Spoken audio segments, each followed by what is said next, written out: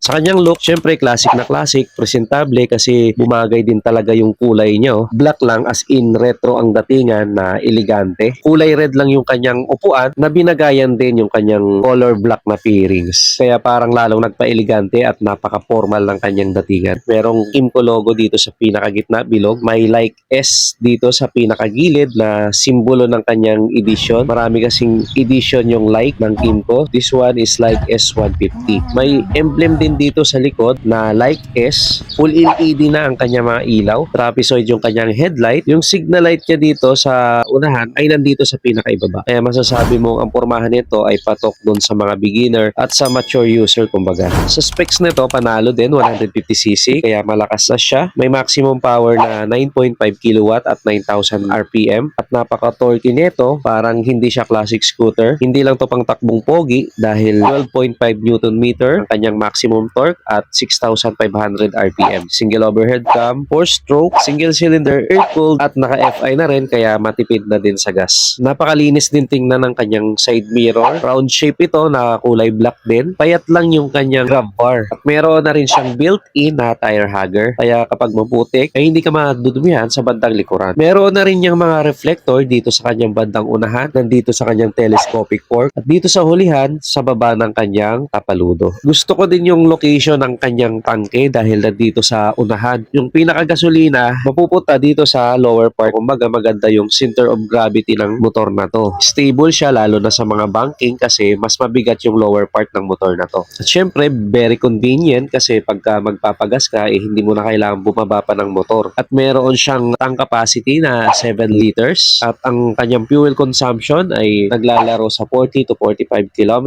per liter. May compartment dito sa unahan na brake caliper niya sa harap at sa likod. Agaw pansin kasi kulay black yung motor tas biglang kulay red yung kanyang caliper. During test drive, napansin ko na hindi pa siya keyless pero safe pa rin naman yan kasi may shutter lock siya. Kumbaga hindi siya masusundot basta-basta. Yung panel niya is kombinasyon ng analog kaya lalong nagpa-retro yung kanyang datingan. Digital dito sa pinakabandang ibaba ay sukat na 20 liters. USB charging port ay nandito din sa kanyang underseat compartment. 70 by 12 sa unahan at 130 70 by 12 naman sa likuran. Telescopic fork yung kanyang suspension sa unahan. Sa likuran naman ay dual shock absorber with 5-stage preload adjustment. Sa kanya namang mga brakes sa unahan at sa likod ay naka-disc brake na equipped na ng dual channel ABS. At sa seat height naman ito may sukat na 770mm. Pinoy height friendly ito. Sa presyo naman ng Kimco like S150 ay nagkakahalaga ng 134,000 pesos.